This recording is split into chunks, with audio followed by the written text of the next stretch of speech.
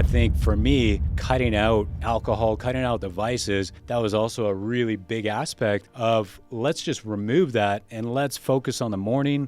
Boom. And I just love the mornings now. Do you remember the first sale that you ever made? Naturally, I just like to look at who are these leaders, who's the best. Let's fast forward to 2013 when you were diagnosed with colon cancer. I will not eat it until I've actually measured it out. So even in fact, I have some Greek yogurt here. Of course you do. Welcome to the show. I am James Swanwick. Today we're going to be talking about how to quit vices, whether it be alcohol or weed, maybe love addiction. We'll be talking about fasting and some weight loss secrets. Should we be counting calories? Should we be getting on a bicycle for 20 minutes at high intensity every morning if we want to drop weight? We'll be talking about how to recover from cancer. Our guest today had a cancer diagnosis 10 years ago at the age of 35. He's now 45 as we're recording this.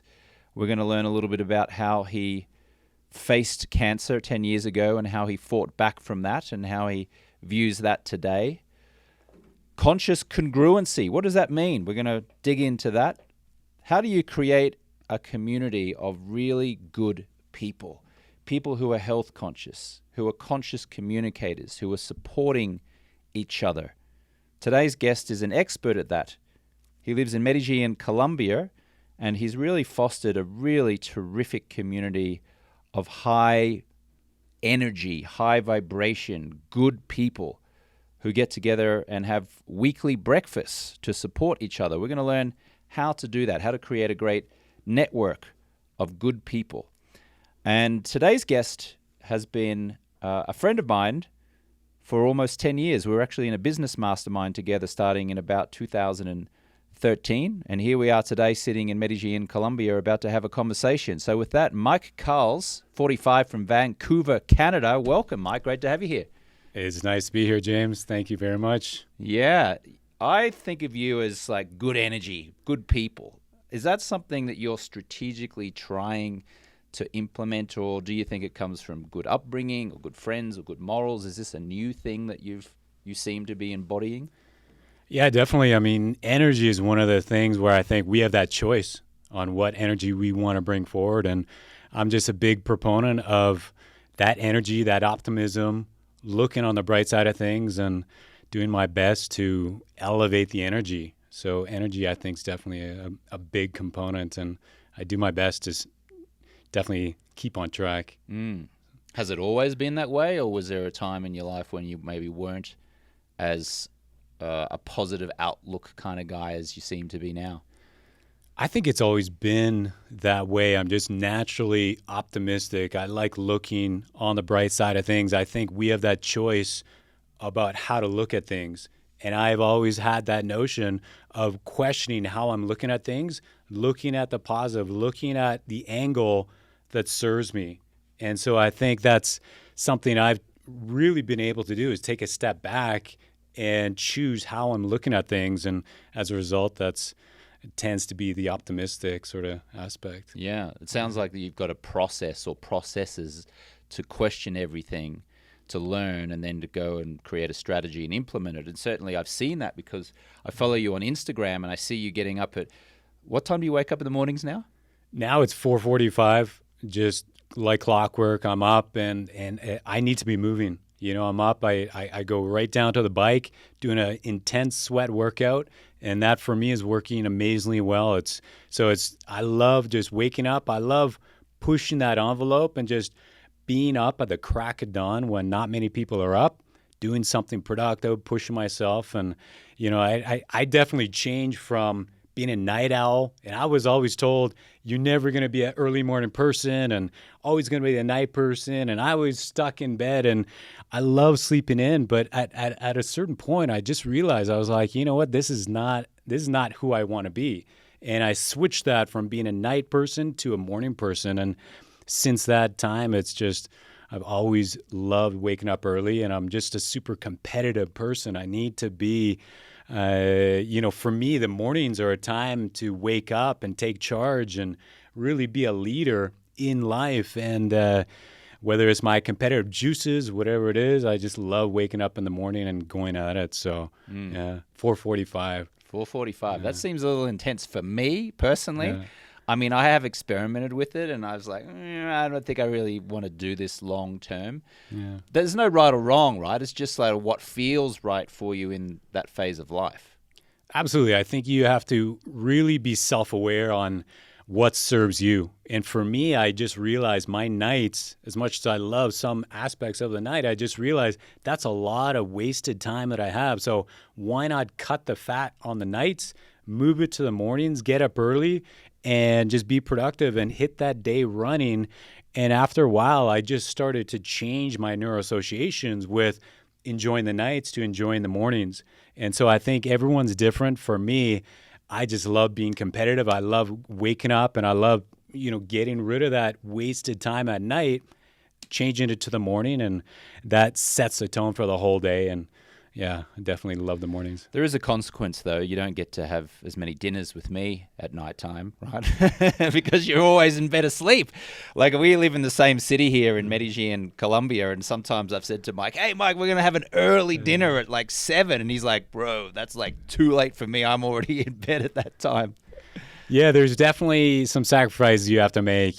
Some of the things at night, you have to cut that out. And I just personally realize that's a lot of time that was not utilized to my best capacity.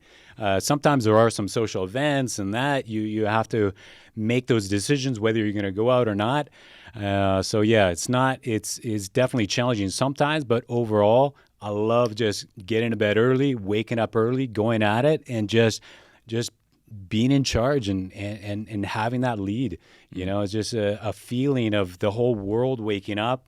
You got nature waking up, the light, the suns, everything is it's an incredible time. So I think for me, cutting out alcohol, cutting out the vices, that was also a really big aspect of let's just remove that and let's focus on the morning. Boom. And I just, love the mornings now. So let's go back a little bit. Tell me a little bit about yourself. I know you're from Vancouver and Canada. You've got some brothers and stepbrothers and sisters. Just tell us a little bit about yourself. Yeah, definitely raised in Vancouver, Canada, and specifically in West Vancouver is a more well-off area in Vancouver. The thing of how I was raised was I wasn't spoiled. My parents really realized that it wasn't, we don't want to spoil you. We'll have you in this nice area. But it was always the kind of, here's a taste of this nice stuff. And, it's one of the wealthiest areas in Canada. So I was exposed to all this. But at the same time, my dad was like, hey, he knew those boundaries, right? So he was a coach at all my sports, and he was always there. But he gave me a taste of all of that. But he knew, he's like, I'm not going to spoil you. So I think that's also what really kind of created this drive within me. And I just had this sort of like, things were right there. And it's just, he was very good at not giving everything that I wanted. But that's one of the things that I remembered was not spoiling me and just having that drive. Another big thing, I mean, sports was a huge thing for me growing up. So I played a lot of the sports.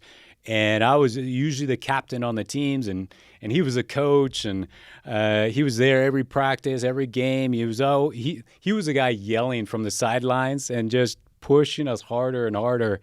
And I just remember, that just sports and that competitiveness, I just love that aspect. So definitely had a good upbringing. It wasn't a spoiled upbringing, but it was very fun, very challenging, had all this sports going on, a lot of friends.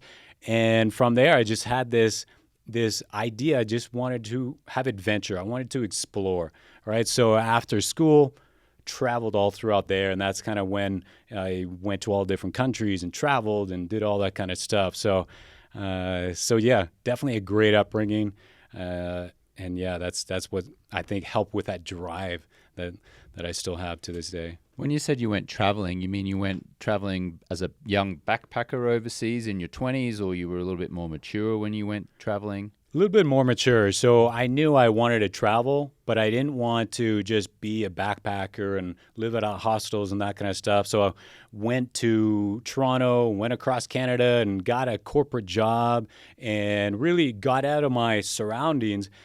But then also, I wanted to advance my career, wanted to advance that. And so I got the taste of adventure, of new areas, but also developing myself and going to new areas and that kind of stuff. And so, yeah, it was not so much the backpacking style. It was more like, let's advance ourselves, but also explore at the same time. What profession were you in? So I was working at TELUS, who is a wireless company, one of Canada's largest wireless providers, a telecommunications company, and I was on the sales team, corporate sales team. Oh, okay. And so did you learn the act of persuasion and influence and sales when you were in that position? Absolutely. That's one of the things. When I first got there, I remember I was like, okay, I want to know the top salespeople across the country, and I want to interview them, and I want to know what are they doing that's different than everyone else. And at the time, management was like, that's bizarre. Like, why do you want to know that? And so I focused, and I knew who I wanted to model. And so I got into the sales environment and knew no one in Toronto. Absolutely, I think I had a few relatives, but got into sales, and I just had that hunger. I wanted to get out there. I wanted to do stuff. And I think that was such a blessing because I got into sales and practiced the art of cold calling, prospecting, negotiating, all that kind of stuff. And I think sales is an element to that foundation that I've kept since then. So, do you remember the first sale that you ever made? I mean, I remember the first phone sale I made, and I made an offer to this woman who was talking to me on the phone, and I said, "Are you in?" And she said, "Yes." And then I had been trained beforehand to say, "Okay, is it Visa or MasterCard?" Right? To get the credit card. Yeah. And she said, "Oh, it's a Visa." And I started going, "Oh my God, she's going to give me her credit card. This is incredible." Yeah. And I was writing it down and she said, "Oh, congratulations. This is amazing." I was selling a coaching program to her. It was someone else's coaching program. But I was like, training to be a salesperson. Mm-hmm. I remember she gave me the credit card and I processed it, and the program was sent to her automatically, and she was thrilled on the phone. She got it in real time. Mm-hmm. And I hung up the phone and I was like high-fiving myself going, "Oh my God, I just took someone's credit card and made a sale." I mean, I very distinctly remember that. Do you have a similar story or experience? I do. I mean, not from doing the corporate sales, but when I struck out from corporate and started my own business, I remember I went to this guy's house. I think he was a plumber or something at the time. I was doing local marketing. I realized, okay, I can help these guys with their marketing. And I remember he handed this check to me. He's like, "Okay, I don't know who you are." I think he's like, "I don't even know if you have a bank account or what's going on, but there's something about you I just trust." And he handed this check. And then I was ecstatic, and I was like, okay, now what the hell do I do? I've got this check, and now I have to figure out like exactly how to serve him.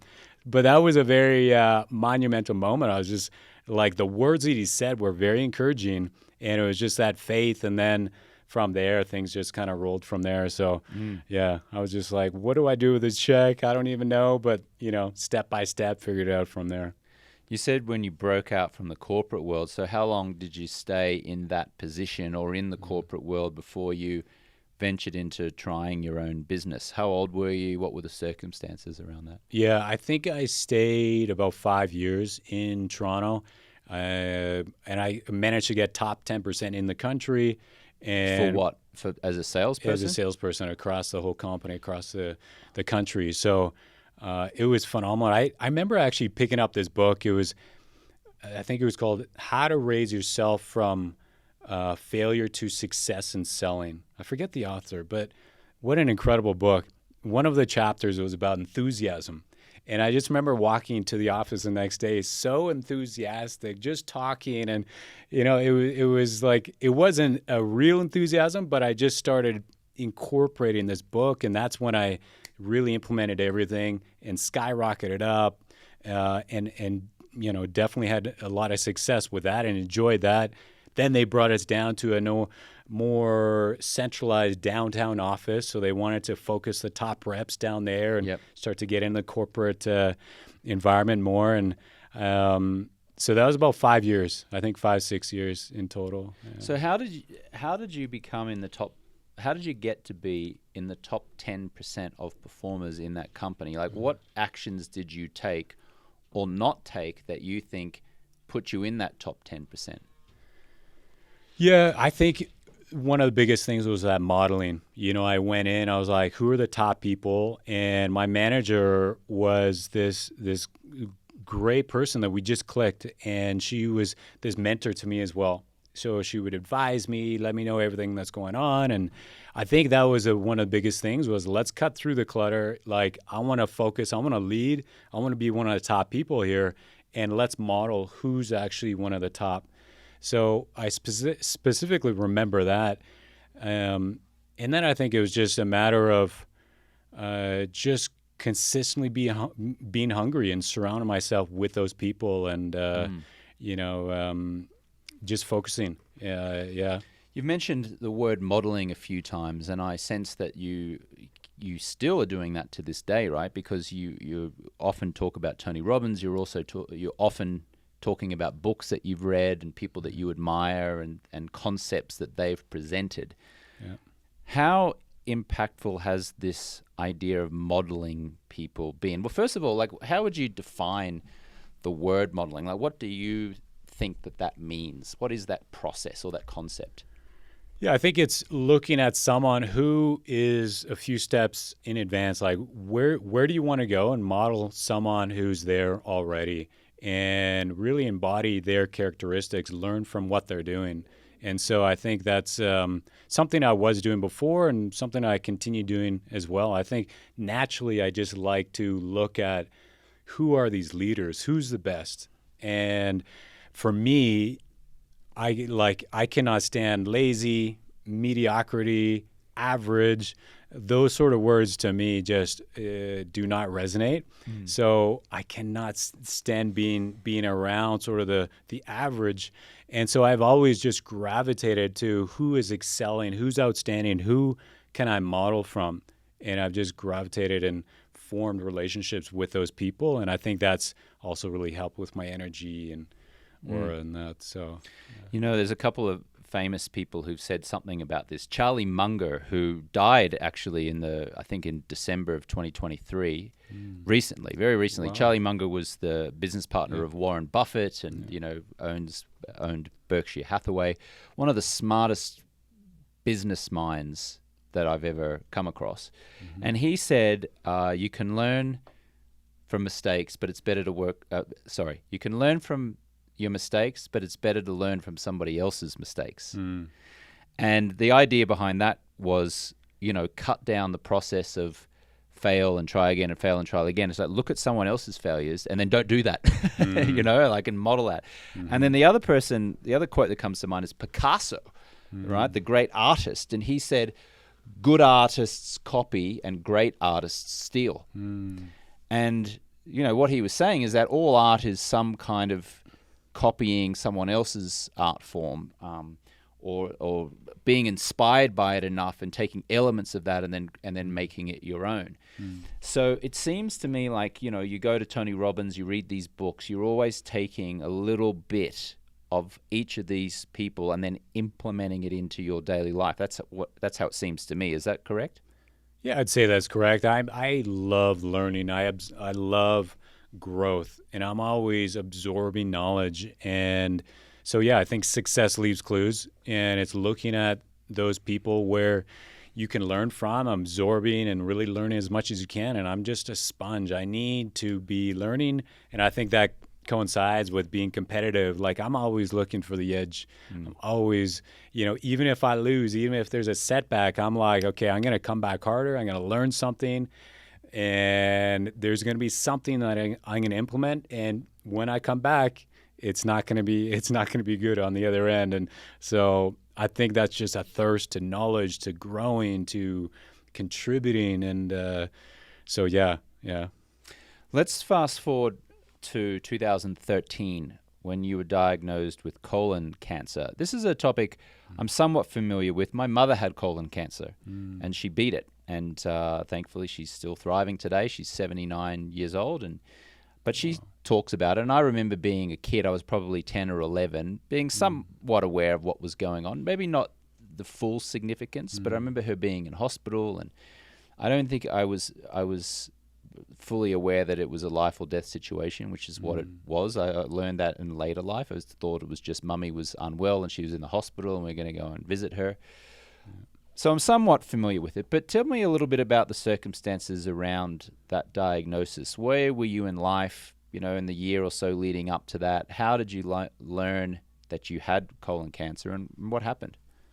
So there are a few events leading up to that. I remember going on a hike in Vancouver with a few friends, and this was a pretty steep hike, but I realized, I was like, wow, I am just out of breath. And then we would rest, and within moments, I'm out of breath again. And meanwhile, everyone else is walking and going up. And I was just like, damn, like I'm out of shape. Like this is I definitely got to get back into shape. And so there was that event. There was also, I remember going up a flight of stairs right in Vancouver and just after the subway, and I was out of breath. I was just like, wow, this is crazy. I've never felt that depletion before, right? And so that was one of the signs of like, I'm getting tired really fast, and I don't know what's up, but either I'm really out of shape or something else is up. I think I just felt I was really out of shape. And so there's those events, but then there's also, I remember the pain in the stomach that I would get. So after I would eat food, it would randomly be this jarring pain that was just in my stomach. And I was just like this, a few seconds, but it was just this electrifying pain that I was just like, oh, it was something. And I was like, that's got to be ulcers. That's got to be something. I can take a pill. I can do this.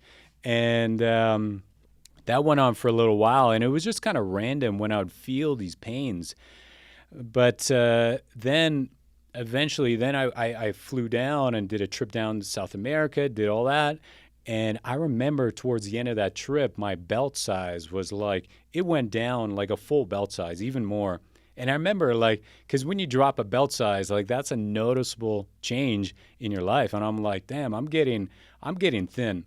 And then I went back to Vancouver and we went for dinner, and my stepmom was like, you should just get checked out. Like, just go to the clinic. Cause I remember we had a bunch of sushi and I was like, no, I don't want to eat this because I'm going to experience this pain. And they're like, that's crazy. Like, just get checked out. And so the next day I got checked out, and the doctor immediately could feel something in my stomach. Like it wasn't even like a hesitation. It was just like, something's on your stomach, and you gotta go get your blood test, like go right away and do all this stuff and go see this clinic. And I remember the look that I saw on his face, just it was this look of like shock, this look of like concern. And when I saw that on the doctor's face, I was like, that was something different, and I went to get these blood checks, and a few days passed, and the office called me. They're like, you got to get in here right now. And I was just like, wow, I've never sort of heard that sort of urgency before on a phone. And I went into the clinic, and they're basically telling me these results on my blood is like way off. And the reason why I ran out of breath, because I think I had no white blood cells. I was just so depleted. So I was not holding that oxygen. Right. So any cardiovascular work, I was just depleted. And so they said, you know what, you got to go to the ER room in the hospital, like right now. And at that moment, I was just like, wow, like something is serious. And I think they said, like, call like your closest family members, call one person, but like go there like right now. And I remember standing on the corner of that street, because the hospital was only a few blocks away. And I just couldn't even talk. Like I was just in that shock of like something serious is up.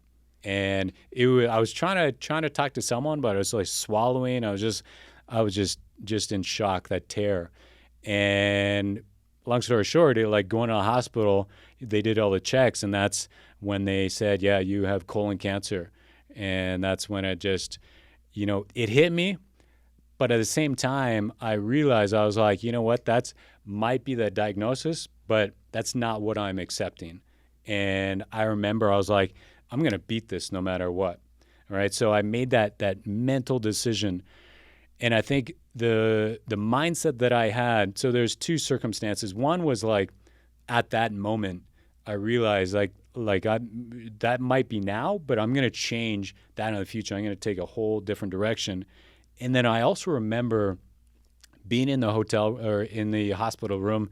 There's 4 beds, 3 other people, and it was this constant complaining, constant, victim mindset, constant like, why me, why this, and I just remember at that time I was just like, you know what, I'm gonna either choose the victim route or I can choose the creator route. And I just remember I was like, wow, that's powerful. Like these people are, it's all victim mindset. Like why me? And You're talking about the other patients, yeah? yeah, the other patients, right, in the hospital room. And just at that moment, it was just like, I'm going to be a creator. I'm going to use this experience as something to create in the future. And this is going to be beyond me. This is now no longer me. I'm going to get through this. I'm going to serve more people.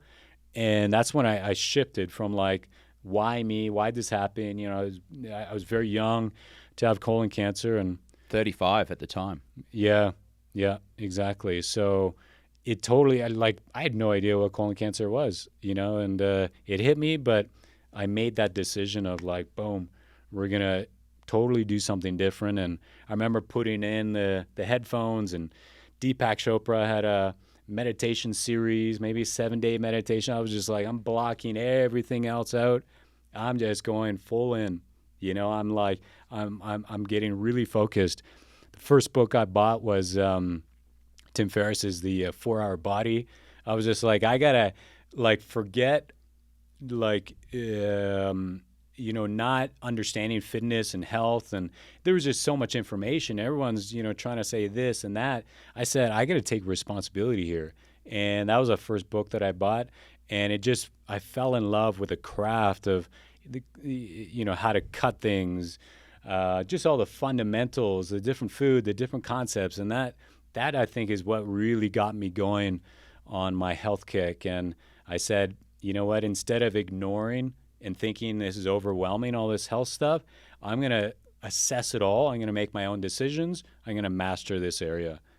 So I want to ask you about that in a second, but just to go back one step, what do you think it is about your personality, or what possibly happened in your childhood that had you be the 1 out of 4 people, like who said, I'm going to turn this into something good, and not be the 3 out of 4 people who were complaining and who were in victimhood? Like, I get that you weren't in victimhood, but what was it? Was it something that your father taught you? Was it something that you learned in the playground when you were a boy? Like, what was it that made you think like that when most people don't? It was a book that I read. I forget the book. It was some sort of mindset book, and just that concept stood out. At the time, I was like, it was victim or creator. I've never heard that model before, victim or creator. Like, ooh, creator, love that. And I think I'm naturally creative, and I think I tapped into that. So, yeah, I learned it from a book, and you don't remember the book? I don't remember the book.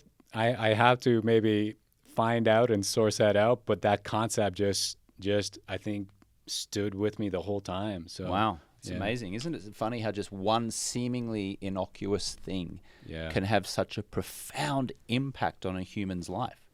Absolutely. And it's when things happen, we have that choice on how we want to look at things. So I think that's what really shaped my mindset as well, on like, hey, that's happening, but how do you want to think about it? Is it victim or creator? And it was so basic that I love that concept. Yeah. So you took the mindset of creator, and you just referenced that you started to take responsibility for educating yourself about colon cancer and about health. Yeah. So what happened from there? What were the actions that you took or didn't take from the moment of being in that hospital room, being diagnosed with colon cancer? I mean, that's really what kickstarted my whole health journey. And I just read book after book after book, and I was just like, I need to be on top of this. I want to learn from the best resources, best books, and it was my values completely shifted at that point. It was just like, okay, health is now number one. And I specifically remember, it's like being in the hospital. There's one moment actually in the hospital, and I was going in for surgery, right in the hospital in the bed, right going in, and the nurse is like, "How you feeling?" And I was like, "How do I answer that?" But I said, "Like I am in heaven." And I was like, "Okay, wait a second." Like, I think the nurse said, "No, no, no, no, no, no, you're not there. You're not there." And I was like, wow, that was like on the cusp because I think she was talking about the stats of surgery not going well and this. And I was just like, oh, boom, let's get out of that sort of visualization. Let's come back. And so that was one of those moments where it was just like, okay, this is either a life or death situation. There's these circumstances, like it was a pretty extensive surgery. And that was a wake up call, definitely. Another moment I remember as well is being at I think we went to a hockey game at the time, and there's a stadium, 20,000 people all throughout. And this was between the time I was diagnosed and I had the surgery. So I remember being in that stadium, there's 20,000 people, and I was just thinking, I was like, damn, like, this could be like I'm the only one with cancer that could be terminal. My life could be over. Here's all these people enjoying the game, and my life just sort of flashed right there. And it was just like a surreal moment of like, wow, this could be one of the last games I go to, and it was a very, very awakening moment, right? So. So yeah, there's definitely different moments going through that really hit home. That was a few of them. Mm. Yeah. You had the surgery. It was a success. Surgery was a success. What did they actually do? So they took a third of my colon out. Just moved. Yeah, there we go. Yeah. They took a third of my colon out, and it was a successful surgery. I remember going back to see the doctor, and the doctor was like, "Hey, this is like very rare. I get to say this, but like you were on stage 2, right? So just on the verge of stage 3. And the difference there is when it goes stage 3, it spreads to all the lymph nodes. And that's where I would have had chemo, would have had all that. And that's a whole different level, right? So, and I didn't understand the severity of that stage 2 to stage 3. Like if I would have waited a little longer to get diagnosed on that, a whole different situation, right? So the doctor was like, very, very rare I get to say this, surgery was successful. We got it all out. It's not in your lymph nodes. It's not spread. And you have like next to zero chance of this coming back as well. So it was incredible moment. I remember celebrating with my brother. He was there, and we just had a very bonding moment. And I was just like, this is a new life. And now I get to be that creator. I get to make the purpose beyond me, and I get to start living intentionally and really mastering health and making a difference and doing things where I value the time a lot more. So I think in that moment, that was one of the most profound moments of my life, one of the most difficult moments, but it's also now one of the most incredible moments. And from that moment, I've totally changed and become this different person, and values shifted, and doing all this amazing stuff. So I look back on that as just like such a blessing now.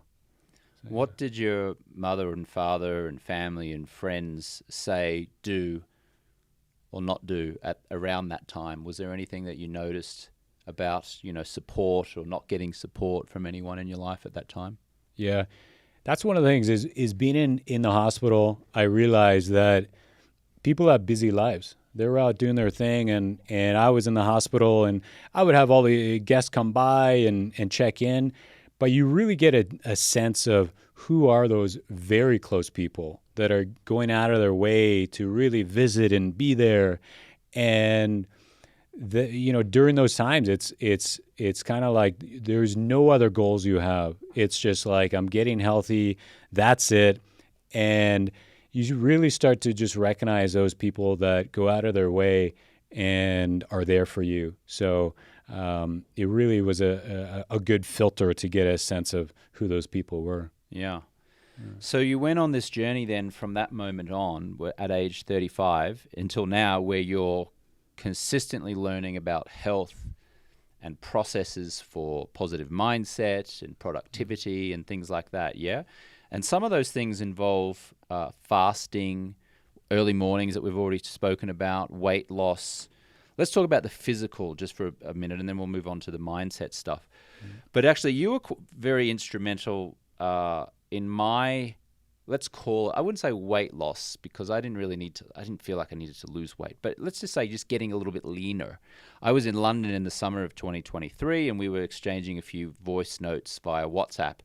And I'd been watching you on Instagram and seeing you get shredded. That's the word that we use these days, right? Get shredded. And by shredded, I mean like you got a six-pack, you've leaned right down, your muscles are kind of bulging. I'm seeing you share Instagram stories of you getting up at 4:45 in the morning and doing push-ups and burpees and all that kind of stuff. And I'm walking the streets of London eating a kebab going, maybe I should follow Mike a little bit more. I'll ask him for a few tips here. And again, I work out a lot. I'm very healthy. My blood tests that I get say that I'm very healthy. I always have, doctors always say I have the blood pressure of a teenager. Like I haven't, knock on wood, I haven't had any real big health problems.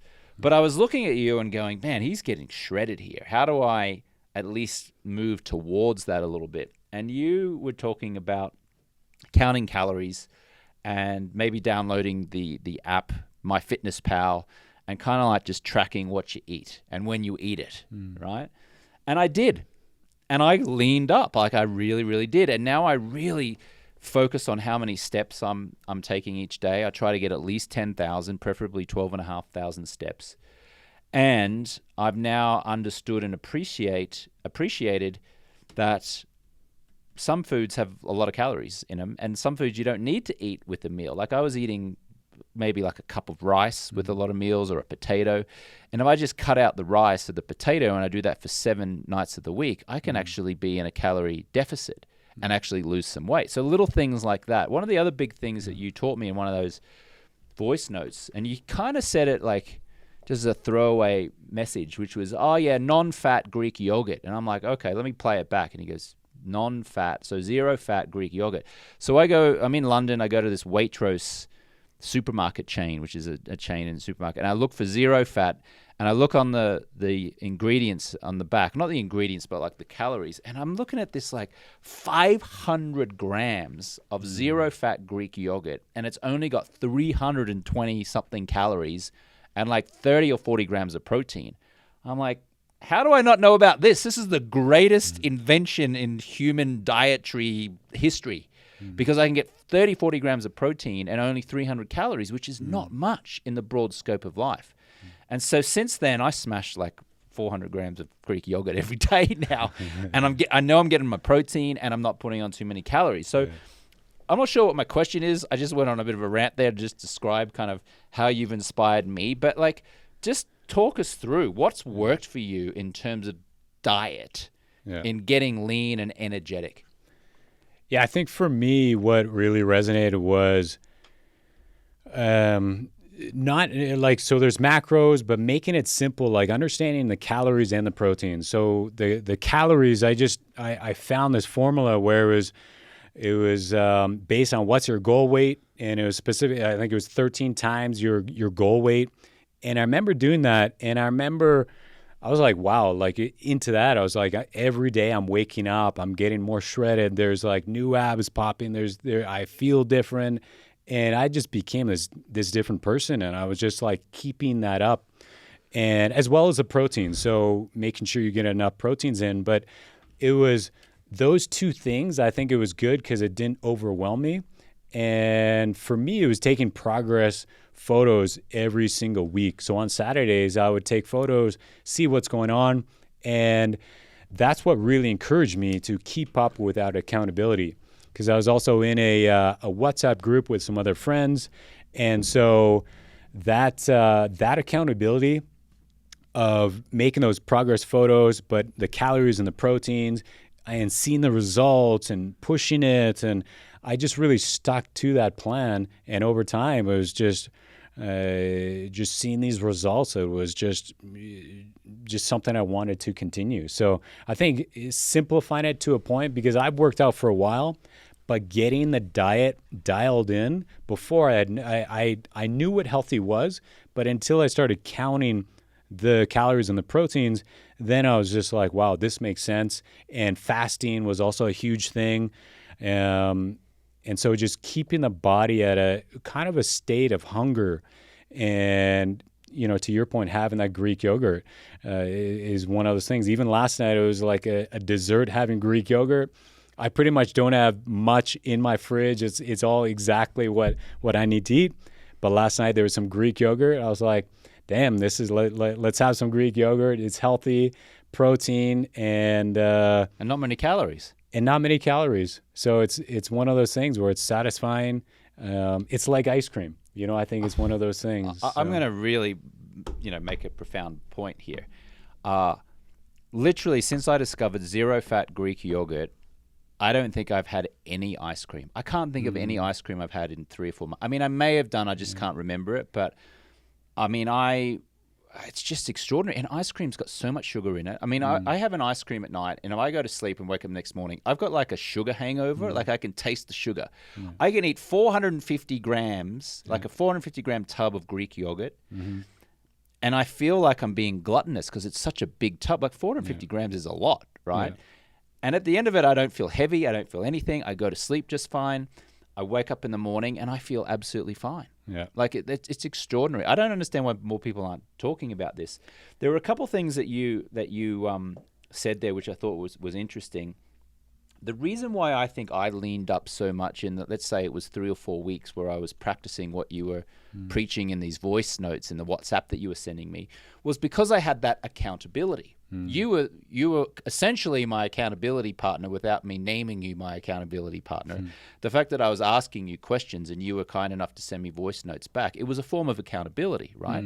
And so I was like, okay, great. And then I took pride in giving you progress reports. You might recall I was walking down and said, hey man, I was in this, I went into a Barry's boot camp kind of treadmill session, which is like a group exercise class. And when you're running on the treadmill, they've got these mirrors so you can see yourself. And I remember I was doing the sprint part of it, and my shirt kind of like, went up. And I got a glimpse, and I went, oh my God, I think I just saw abs. And I kind of lifted up my shirt as I was sprinting, and I was like, wow, I've only been doing this Greek yogurt thing and tracking my calories and not going over 2,250 calories a day for 2 weeks, and all of a sudden I'm seeing like an ab or two coming through. I was like, wow, this is working. So the accountability part was huge for me. And then to your point as well, just knowledge, right? Like Ty Lopez says knowledge, in a very famous YouTube video, but the knowledge of the formula that you said, which was 13 times your goal weight, right? So you take the number 13, you multiply it by the weight you want to be. That gives you a number, which is the amount of calories you don't want to go over each day, correct? Yeah. Yeah. So even that knowledge, and then downloading MyFitnessPal and actually then tracking the food that I was eating and making a note of it each day so I could effectively count the calories, then actually going to the gym and tracking that I was getting 12,500 steps, which is easy around London. It's very flat. There's lots of, 49% of London is parkland. I would go into parks and walk around. Really got me the results. So there's something, it's a proven formula, right? Well, I think one of the things is that awareness. Once you start putting the food into an app and understanding the calories and understanding what you're ingesting, you start to become really aware of it. Like just 2 teaspoons of olive oil, really stacks up and takes away from being in a caloric deficit to being in a surplus. And so there's so many snacks out there. I think a lot of people just do not understand what they're ingesting. They're just eating this and that. And so that awareness, once I started tracking that, like I will not eat it until I've actually measured it out. So even in fact, I have some Greek yogurt here. Of course you do. Of course I do. 175 grams, half a banana, there's some fiber, there's some cinnamon, and I know exactly what I'm ingesting. And so just that act of tracking it creates that awareness. And then knowing that if you just stick to that plan and be consistent with that, have some accountability, the results are going to come. But it's that consistency and it's that discipline, and it's just being consistent. Let's do a little fun game here. I'll give you an example. Instead of eating ice cream, eat 0% Greek yogurt, right? So what are a couple of common things that people eat? So instead of eating... Okay. Instead of eating... So something like unhealthy? Yeah, something unhealthy. Yeah. Which people might think mistakenly is kind of healthy. Right. Instead of that, eat this instead. So instead of having some sort of like a lot of potatoes or something with a lot of calories, have some vegetables. Have something where there's a lot of mass but not a lot of calories. And so you'll be satiated. You're thinking that you're eating a lot, but you're actually not ingesting a lot of calories. So look at that profile. Instead of like a cup of rice and a potato, have a bucket load of vegetables. Exactly. Yeah. And then you have a plate full of vegetables, but there are not a lot of calories. And I was doing this in London. There was a salad bar and meat bar. I guess it wasn't strictly speaking a salad bar, but it was called Crazy Salad, and it was just around the corner from Bloomsbury Square and Russell Square Tube Station in London. And I would go in there and I'd say, give me steak, like chopped up steak. And then they'd have a salad bar and I'd get to choose the salads. And I was always just going, just give me everything. And so I would go and sit at this table and I'd have my protein with like the red meat steak chopped up and an absolute huge pile of vegetables and salads. And I was realizing when I was typing all this in, it was hardly any calories. It looked like a huge meal, and it was, but it made me feel full. It made me feel like I was almost being gluttonous, but the calories were so few.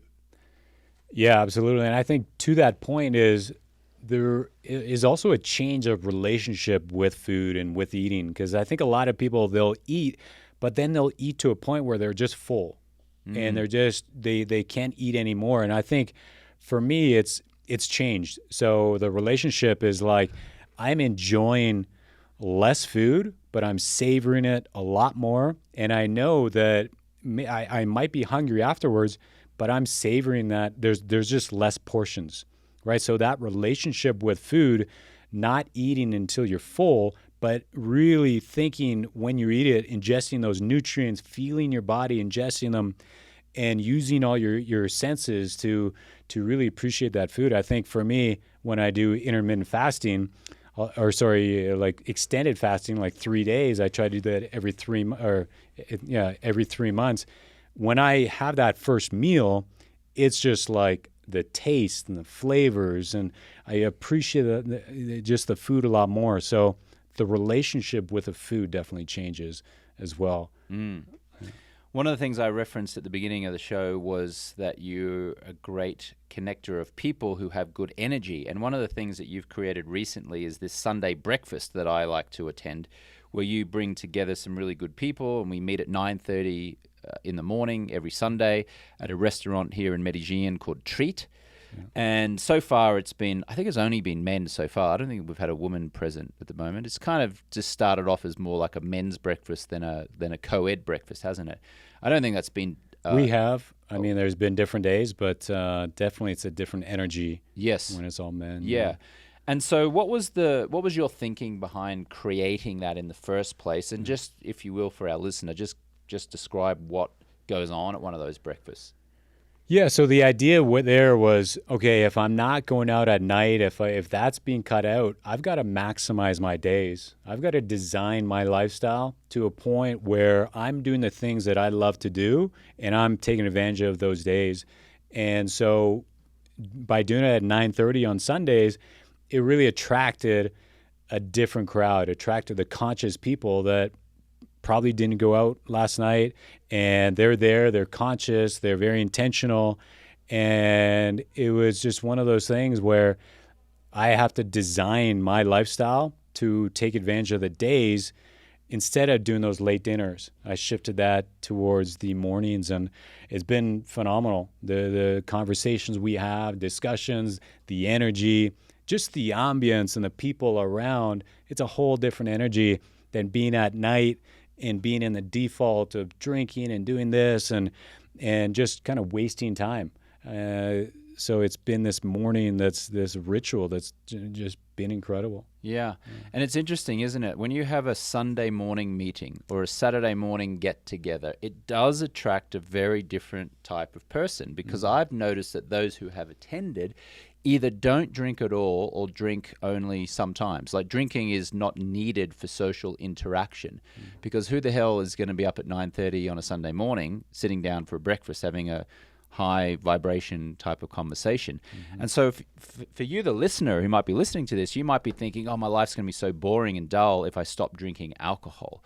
You might be feeling like you've got to stay at home, lock yourself away. You've got to avoid social situations. I submit that there are so many amazing social interactions you can create specifically on a weekend morning for a breakfast or a brunch, which will attract, in my opinion, a higher, maybe not a higher caliber of person, that's probably the wrong way of saying it, but let's just say someone who's health conscious, mindset conscious, good energy, maybe more so than someone who's going out and drinking either to numb themselves or to party or to whatever, who needs that drinking on a Friday or a Saturday night. And certainly my experience has been that the depth of conversation, the vulnerability that a lot of the men have displayed in opening up. I mean, we're not talking about how much money we're making in our business. We're not talking about trivial things. We're not talking, like, we're going deep, right? Like, what are some of the conversations that we have, do you think? Yeah, absolutely. It's going deep. We're there on reason, on intention, and the conversations can range. It's there's a lot of talk that I like to talk about, like the conscious congruency and this frequency and this vibration and just when we're in those environments where we want to be in, then that frequency raises, that alignment. You have that conscious congruency on you're doing what you want to do. So as a result, your frequency rises, your vibration rises, and I'm in a better state. So I'm attracting different people. We're having different conversations, and it's just designing that life to understand, okay, where am I vibing the highest, putting myself in those situations. And then when you have multiple people like that are in that environment, the conversations will just take off because people are in great states, they're vibing, and things are just flowing. So it's definitely a phenomenal Sunday. Afterwards, I think a lot of people are just shocked on how incredible it was. And it kickstarts a day, and we have the whole day ahead of us. And so it's definitely something I enjoy doing as much as possible. What have you called the group? Well, we started with the Big Thinker Brunch, but now it's called the Big Brain Brunch. I think people have taken different terms, but I think, having a label, having a term behind it has been great as well, and people are loving it. So the Big Brain Brunch. Big Brain Brunch. I like it. I like it. Well, the only time that I don't show up is when my favorite English Premier League soccer team, Tottenham Hotspur, is playing at the same time. That I won't give up. I decided a very long time ago that watching Tottenham Hotspur, which is my English Premier League team that I support, gives me immense joy. I experience all the emotions of joy, anger, frustration, sadness, euphoria, despair. And I said to myself, what the gods wouldn't give to be able to feel, like the gods can't feel anything, they're immortal. But we get to feel because we're mortal. And so I just decided, 2 hours on a Sunday or a Saturday morning watching my team, I get to experience the full range of emotions. So that's something I'm not going to compromise on. Well, and I think that's your consciousness talking to you and you being congruent with that, right? So I think that's so important to be in alignment with that. If your consciousness is telling you to do something and you don't act within that, your frequency drops, your vibration drops, and you're just not in that state where you want to be. So for you, being in that state, being in that environment, all those emotions, that's just that congruency. And I think the more that we can be in alignment with that, that's just so powerful. So I try as much as possible to listen to that consciousness, that intuition, act within that. And those moments when I'm in that alignment, vibration is high, and I'm just attracting all this amazing stuff around me. So yeah. Two last questions. Number one is, have you got 3 amazing books that you might recommend? Books that have had a profound impact on you and how you live your life. I would say a few of them. I mean, Psycho-Cybernetics, incredible book. The One Thing. By Gary Keller. By Gary Keller. And, I mean, the 4-Hour Work Week as well hit home when I was doing the corporate stuff. And when I went out by Tim Ferriss, I think that's shifted my mindset, yeah. Yeah. Okay. So the 4-Hour Work Week by Tim Ferriss, The One Thing by Gary Keller, and Psycho-Cybernetics. Who's that by? Do you know? Maxwell. Okay. And what's that book about? It's all self-identity. Where's the identity? And that's a self-limiter. You know, what is our self-image? We're going to act in congruence with the image that we have on ourselves. So it's about creating that identity, that future identity, that whatever you want to create, living up to that. And that governs everything in our life, our health, finances, you know, everything. So definitely that's a foundational book. And each morning when you wake up at 4:45 and you do your morning practice, you're exercising and you start your day, is there one energy that you're trying to embody? Is there one word? Is there one statement? Is there one mission? Is there something that drives you on to be the best version that you can, to be the best version of yourself? I mean, I'm saying wake up and let's go. Like, there is no point sitting, sleeping in bed, hitting that snooze button. Like, life is now. Having that cancer and having that awareness of like, hey, this is not going to last on forever. So wake up, let's go, get at it, have inspiring goals, make the most of every single moment, every single day, push yourself, and yeah, keep just being in that flow, listening to that intuition. Where can our listener follow you on Instagram and watch you getting up at 4:45 in the morning doing your burpees? Yeah, Instagram, M Carels. Spell it out for us, yeah. So M is in Mike, Carels. That's the Instagram. So it's spelled Mike Carels, pronounced Mike Carels, yeah? Yeah. Mcarels. That's it. Okay, yeah. Follow Mike. He's really inspired me to lean up. He introduced me to the world of zero-fat Greek yogurt and really produces a wonderful Sunday morning for me when Tottenham aren't playing, of course, at our big brain brunches. Mike, it's been a pleasure, mate. Thanks so much for sharing your story with us and for guiding our listener through weight loss, through waking up and getting going for the day, through creating energy, through having a powerful mindset. I've certainly appreciated getting to know you increasingly since we've been living together, just only up the road really here in Medellin, Colombia. And so thank you so much again on behalf of our listeners. I've had a blast, James. It's incredible. Thank you for having me on. I appreciate it. And wake up, let's go. Wake up, let's go. Yeah. To you, the listener, thanks so much for listening. We'll catch you on the next one.